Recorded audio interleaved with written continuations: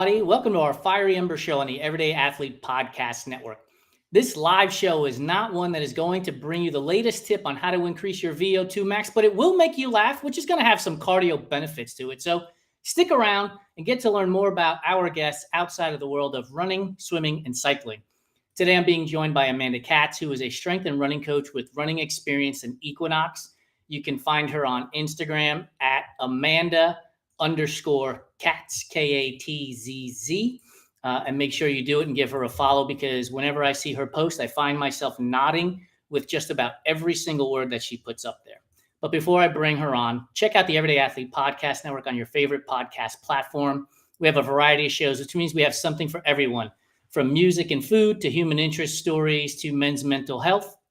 They are all about and with everyday athletes overcoming obstacles to reach their finish line. So be sure to subscribe, rate, and review our network so that we can continue to bring on great guests like Amanda. So without me fumbling over my own words anymore, let's bring her onto the show. Hey, Amanda, how are you? Jason, how you doing? I am fantastic. I said it in the back room, green room, but the day just got better because I get to chit chat with you for a little bit. Um, no lie, I heard you say it, and I now believe you Reinforcement is good. because you're looking at me. You're telling me. You're telling me what I need to hear. That's right. That's right. Before I get into my first question, which I think is probably going to take up the majority of our conversation, I want to know how it felt when you had the unboxing of all unboxings, when Pop-Tarts sent you a whole bunch of their product. Yes, it's just I'm still getting through it. Oh my goodness. I only have so many hands. When Pop-Tarts reached out to me, I didn't believe it. I didn't believe it. I was like, who am I to be worthy of this? I was not I wasn't tagging them. I wasn't reaching out to them. And I said, you know what? I've officially made it. that's it. This is all I need. It was so lovely of them. And I will say that my husband is not a runner, but he understands our shtick about proper fueling, and he's bought into the messaging, right? So he said to me when the box came and I was sharing it, he goes, how cool is it that someone like you, and he didn't mean like me, he meant somebody in the health space, in the fitness space, in the running space, who potentially people have all these preconceived ideas about what health looks like and what healthy food looks like and what good Yes. food looks like, right? He goes, how cool is it that you collaborated with Pop Tarts on something, a food that is being that potentially could be so demonized, especially in such a polarizing climate, where we're hearing left and right. Is that processed? Does that have food dyes? Does that have too much sugar? And I'm here to say, what's better than not being fed, being fueled. Yeah. And so thank you for reminding me of the goodness that I have stage left of me. Let me tell you, like, I'm a New Yorker. I'm wearing my New York Mets hat. 86, I jumped up and down when the Mets won the World Series, like, the teenager I am. When I saw you unboxing the Pop-Tarts, it was like the same celebration. I'm like, this is so fucking cool, man. Like, we've made it. Pop-Tarts is in the running space, kids. That's quite literally, I said to myself, I'm like, we've made it. We've made it. And I'm so glad that so I was born and raised in Flushing, Bayside, New York. So Yes. for one, what you just said to me, I was that at same City Field a Pop-Tart few weeks feeling. ago. I got my other Mets hat right here, too. They've really done wonders with that place. I moved out of Manhattan, out of New York, before the stadium was built. So I have been calling it Shea up until Right. about 3 weeks ago, because that's when we were there, and I was like, okay, City Field it is now. I will no longer call it Shea. I, Crazy. I was explaining to my wife when I was a kid, so I had, 17, 18 years old, I would drive to Flushing. I lived in Rockland County at the time, so a little bit upstate New York. And I used to never park in the parking lot at Shea. I would park under the overpass because it was free, right? Right. I was a teenager. I didn't have money. The only thing I was hoping at the end of the game was that my car was still there and not in one of the chop shops. Which is literally on the block. If you know, you know. Literally. um, that's rich. Yeah, that's pretty cool. It's I admittedly, like, even if you had said like, oh, I was at Shea, it wouldn't have. I would have Right. just kept going because 100%. that. Yeah, that's it's a wonderful, wonderful place. And I feel so, even though I now live in Manhattan, I visit my family still. My family's Awesome. in an area called, they call it Oakland Gardens. So it's like the town. Queens is funny, right? Yes. Just like all the boroughs in New York. It's like, oh, I'm from Brooklyn. Oh, I'm from Queens. Oh, I'm from Manhattan. Like once you talk to somebody who's within the tribe, you're able to kind of Yep. niche down. Yep. So they're there and I'm able to, what I love is going home. Yeah. Like I love going home to Queens. I don't think there are very few places on earth where you can not only get every single cuisine, Zero doubt. every culture, everyone is represented, and everyone, there's no everyone's equally discriminated against. You know what Yes. I mean? Yes. Right. There's no favorites. There are no favorites. It's Yeah. like every community, it's just And here's the it's thing, right? Like they all got your back too. They yes. all got your back. You know, it's like if you beefing, like we beefing. Like I got your back, right? Like if you come from out of town and you come in and you say something about Queens or any Right, borough for that matter, the people in that borough are going to be like, look, I don't really care for you, but then now they're right. talking about us. It's so true. It's so true. So I feel like incredibly blessed to have been born and raised in a neighborhood, in a borough, in a city that never made me feel. And of course, like, so I'm a mutt. I'm a Dominican Jew, Okay. and there are times like throughout my life where like I didn't feel Latino enough. Oh, yes. I didn't, right, like I didn't feel like connected to my Eastern European Jewish side enough, and um but I always I always felt at home. Yeah. It's Like, funny because I get it. Because look, I'm white presenting, but right. Puerto Rican through and through, right? Okay. 100%. And so I understand that feeling exactly. Like I'm not Puerto Rican Get enough. it. I'm not Latino enough. And it's a struggle, man. Like it's a struggle because um, I grew up in the Bronx. My sister speaks Spanish fluently, and I'm over here on day 280 of Duolingo, right? At 51, trying to make sure I could figure out all the words.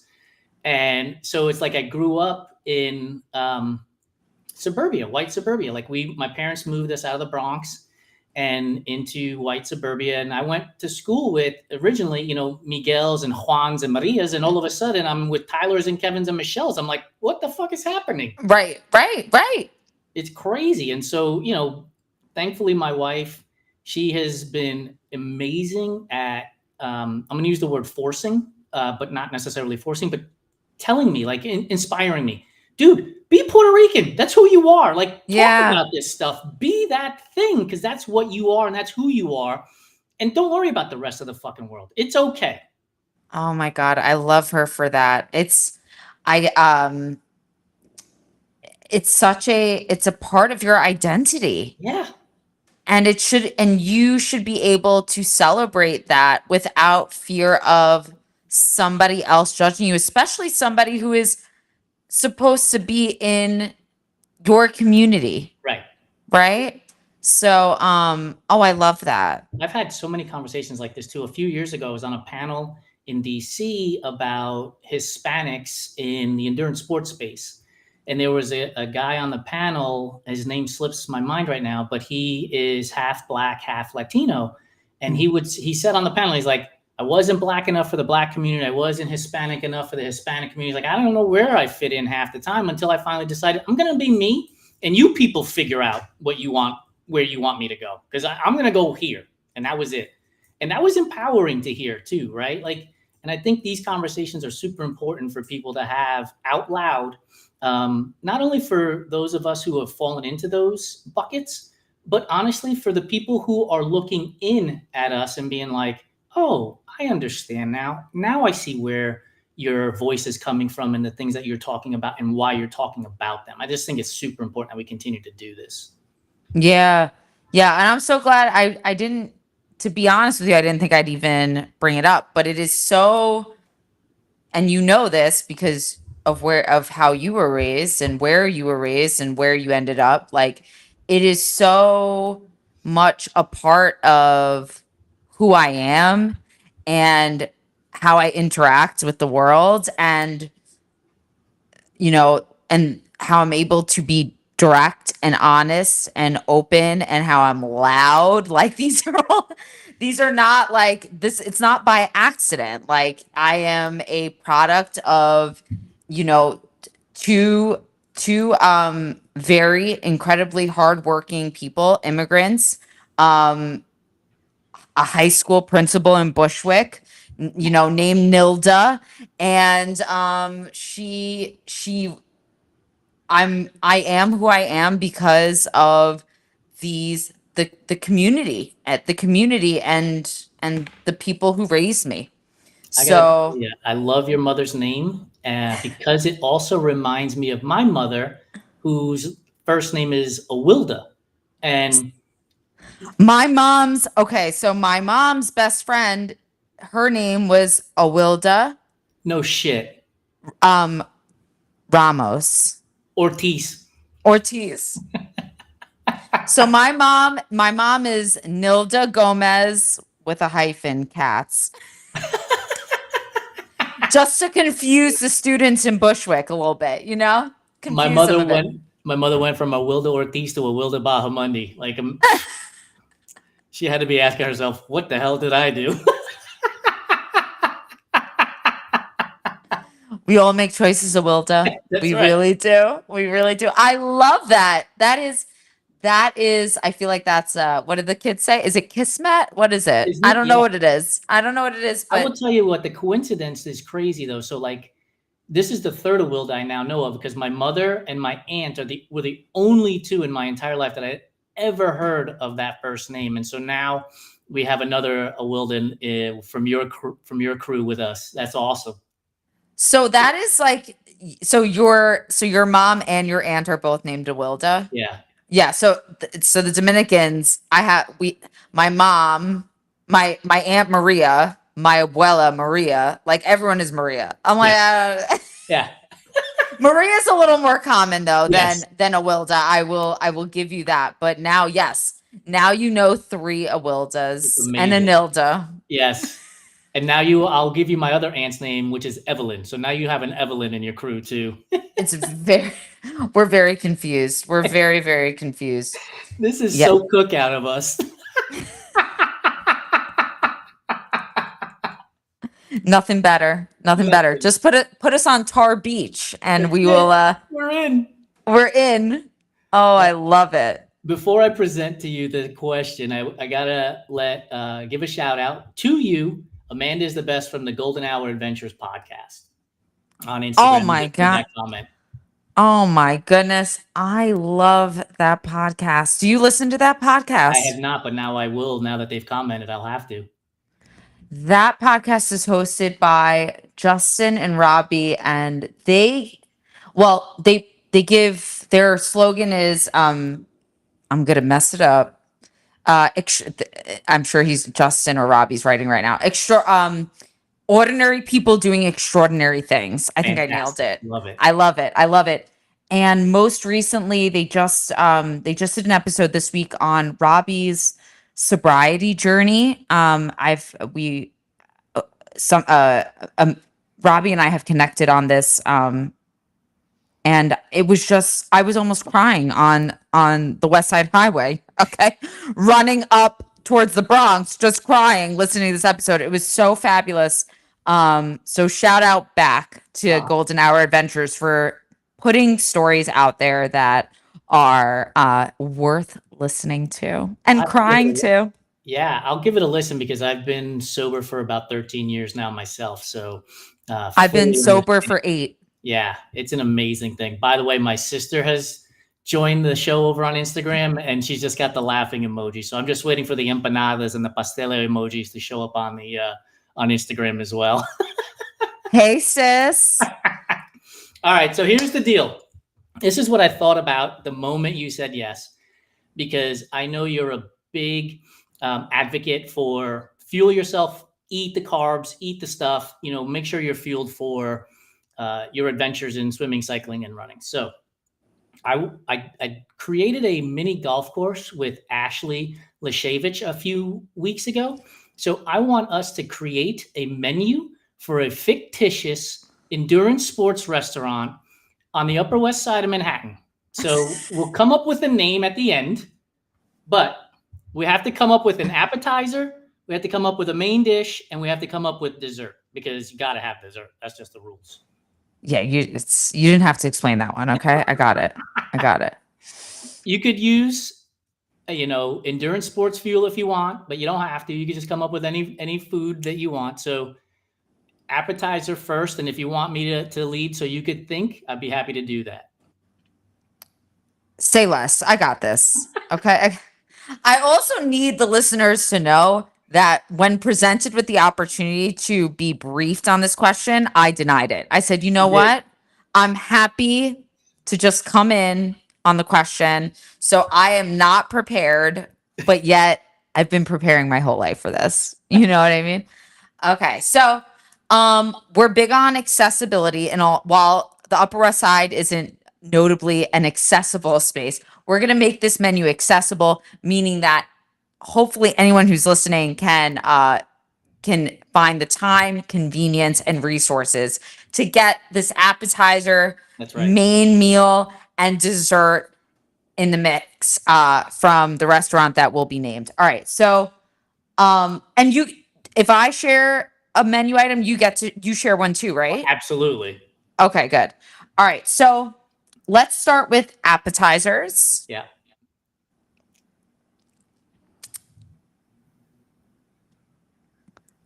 Can we get little can we get little Uncrustables? Yes. Absolutely. And here's the thing. I didn't know that people did this because I just open the package and eat it like, Cookie Monster, just throw them all in.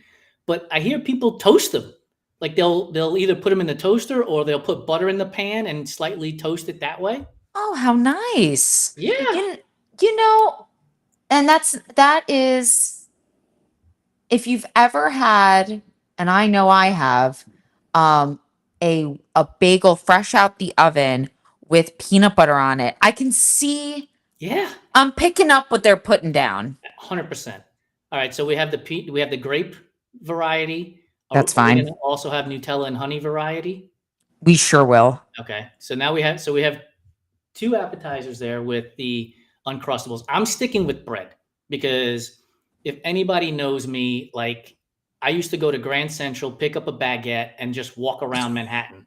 I would literally just walk around Manhattan like if it was a trumpet, right? And I would just eat it like a trumpet. So, And no one looks at you sideways when you do that, by the way. Yep, no, not a your single options human. in our endurance sports restaurant for appetizer is either a half baguette or a full baguette with butter and salt. That's it. Those are your options for the other appetizer outside of the Uncrustables. Yeah, I think we're hitting what we need to hit there. Okay, Okay. so we've got some commentary on the on Instagram, which is fantastic. First of all, my sister said, "Hey, girl, hey," and then she said, "No, sis, a pizza roll is much smaller." So I think she wants to see if we can figure out pizza rolls on the menu. She wants a And minute. Okay, that's fair. my wife says a mini uncrustable. Oh no, I'm sorry. My wife wrote a mini uncrustable, basically a pizza roll with PBJ. And my sister then replied to that and said a pizza roll is much smaller. So we're adding the pizza roll to the menu. We now have a third appetizer menu. That's totally fine with me. That's totally fine with me. All right, main dish. Where are we going? All right. I'm gonna pick a pasta, Okay. and I'm gonna go with a cheese tortellini, Oh, that's good.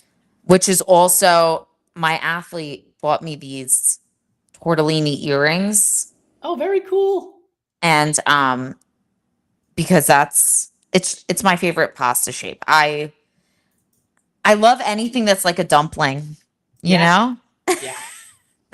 Super easy to pick up, toss in your mouth. Yep, and it's versatile. Like you can have a marinara, you can have a pesto, you Yep. can have make it simple, just olive oil, garlic, and salt. Yep.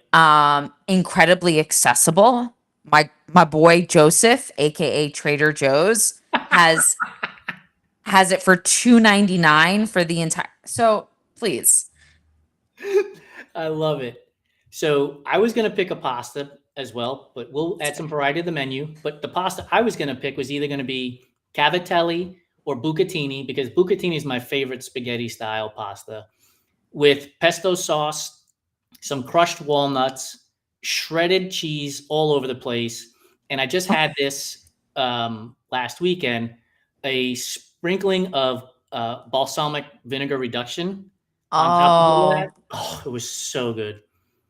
I did have to just phone a friend to ensure. So my in-house Italian, aka my husband, is not here right now to tell me what bucatini looked like. So I did have to pull up the search to It's the ensure I hollow knew. spaghetti.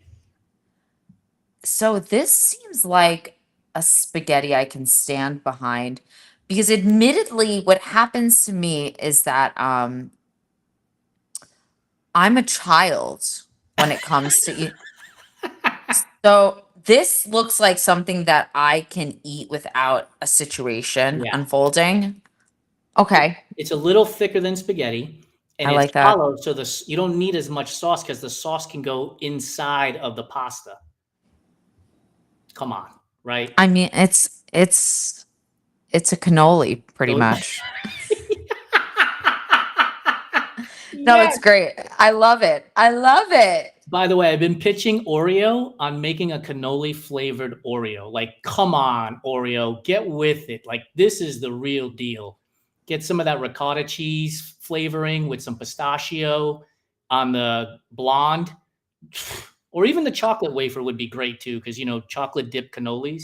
Oh, Amazing. Amazing. I'm kind of surprised they haven't taken you up on that.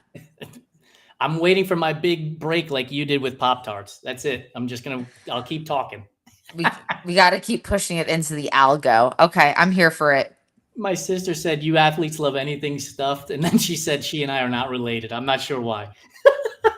There's a lot of reasons. We're gonna have to take that offline. Yeah. Okay, we're gonna have to figure that one out. I love it. The second main dish, though, we have to stay within the Caribbean family because it's got to Okay. be, arroz con frijoles negros, pernil, and a pastele. Like, just eat it all the calories.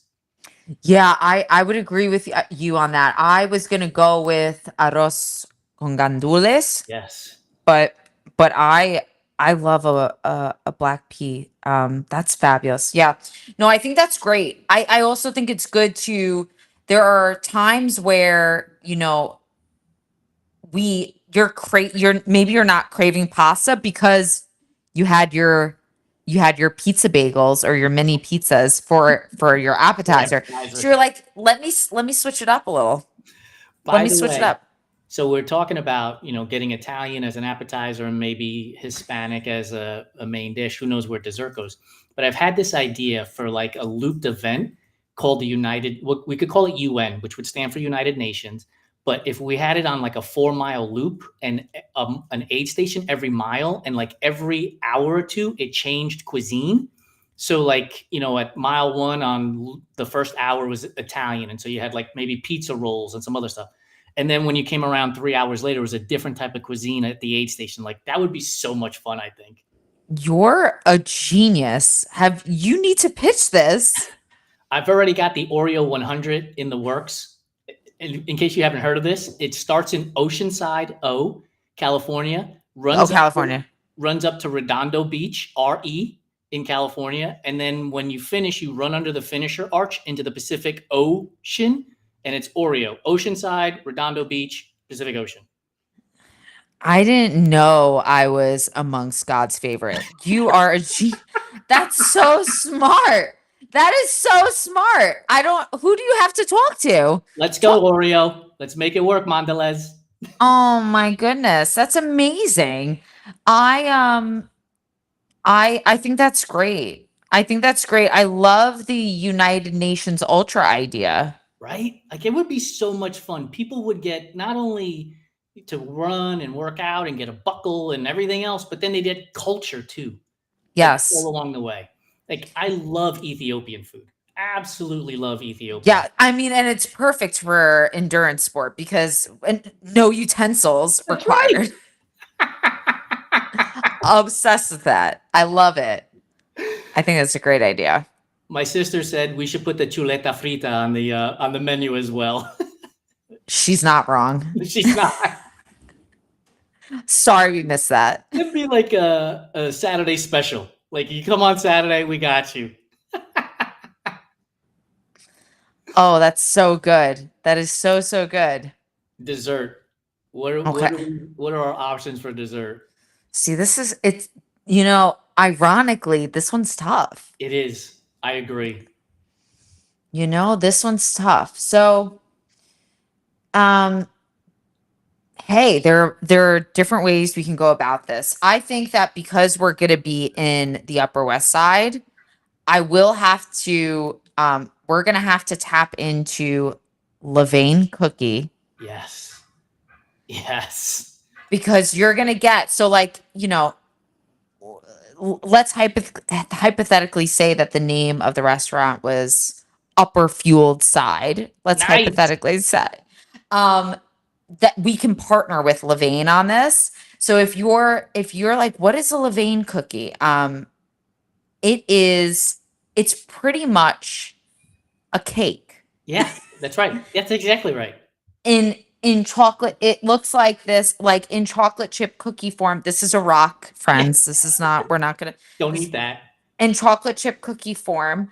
And she comes in, classic, a chocolate chip with walnuts. I believe there's one with like with raisins as well. There's like a chocolate base with with macadamia nuts as Yeah. well. So she's very versatile, and I feel as though like for those who are craving cake but also cookie, that's a nice mix. And when in doubt, you can always pop a pastry. I will tell you, have you ever tried this one in particular, the chocolatey chip pancake? I have not tried that one yet. Okay, so if I had to, as I shared earlier, I shy away from things like spaghetti because of myself. That's why. So this one requires like a bib Okay. when you're eating it. So I would give, that alone because I'm the problem. I would give it, if I had to score it, an 8 out of 10. Okay. That's still a good score. It's a pretty good score. Again, what would bring it up to a 10 would be two things. It would be less crumbly. Yeah. Yeah. Like it's giving Nature Valley. Oh no. Don't eat it in your car, kids. Don't right. Or if you have a French bulldog right underneath your mouth at all times, as an example, an oddly specific example. And I wish that the ratio of chocolatey chip was a little higher. You know what I mean? Before I give Yeah. you my answer to the dessert, my sister said an empanada with guava and cream cheese, which is classic in the Caribbean. That's an excellent Yes. option.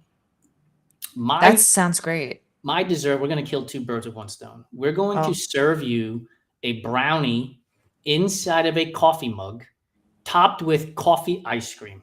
And as the coffee ice cream melts, you end up with a mocha because you're getting chocolate from the brownie simultaneously. you are so generous. Smiles all around, people. Smiles all around. What I love about both of our desserts was that they really can serve two kinds of people depending on what Yes. they're in the mood for. Yep. And so making it an even more accessible menu. So we have a great menu for the Upper Fueled Side restaurant. Now we just need backers. What's that guy's name? Joe Bastianich. Where you at, Joe? We need some money to open our restaurant. Yeah, we look, there's got to be a guy. We all know There's a always a guy. guy. I got a guy for that. Yeah. I'd just like the restaurant to be open longer than my legs are attached. That's all. We got to get on it right after we chat with Oreo for the fourth, fifth, or sixth time today. We'll get on the investors. We have a to-do list that's as long We as do. my arm at this point. You are awesome. Thank you so much for joining me on this most ridiculous podcast. I hope people get a good laugh out of it too, and that you are now thinking of your own menu for your own endurance restaurant wherever you live. Drop it in the comments. Let's make sure we open up this restaurant all across the country. We'll franchise them. How about that? We'll make it even better. I love that. We are clearly both bored. We need something else to do. So Clearly. Amanda, thank you so much. I really appreciate your time. thank you for having me, Jason. I'll see you. Bye. For those of you who managed to stick around for all 30 minutes of this conversation, thank you so much. Time is the greatest gift that we can give to each other, and you just gave me the gift of your time. Thank you so much. Make sure you check out the Everyday Athlete Podcast Network on your favorite podcast platform. And then do me a favor so that I can get Amanda back here next time, and subscribe, rate, review. And if you're using Spotify, comment. It really does help us. Thank you so much for listening. We'll see you next time on the next Fiery Embers.